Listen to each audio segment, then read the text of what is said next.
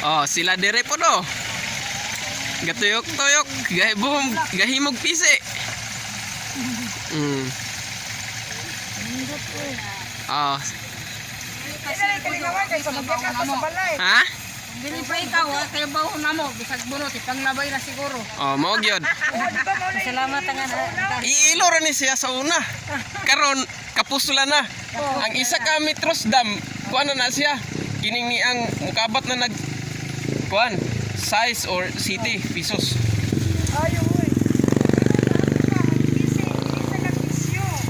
Ha?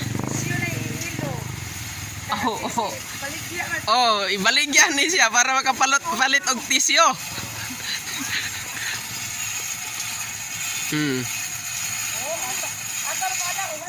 Nabugto na pod. Sagdi lang inaana man ginang mag-practice. Wa pa ka reserve ko do, wala ipanglabay ng bunot. Ipanglabay ng bunot. Ay kapuslanan. Ay kapuslanan. Siguro mga ilo. Ilo. Oh, wag yan. Kanang nalubit ko lang. Pero dinhi sa bukid, murag di pa gyud magamit ang tisyo. Pilay pa garos. Tagay ba? Adere. Oh, nabi po ikuan kay Namay sa barangay. Oh.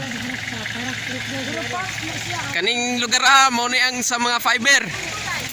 Isa ka buntod nga fiber.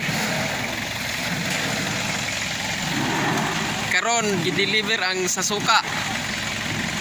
Para sa suka nga facility.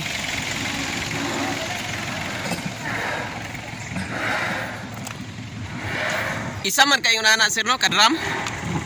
Oo. Ay anak. Kibali sir inigbuak na mo anak. Transfer diretso sa kuan sa drum. Dayon 6 months pagkaabot og 6 ka bulan wa na. Suka na. Namit le. Tila na ta suka ni ikaw. Oo. Isla ba yung suka diha?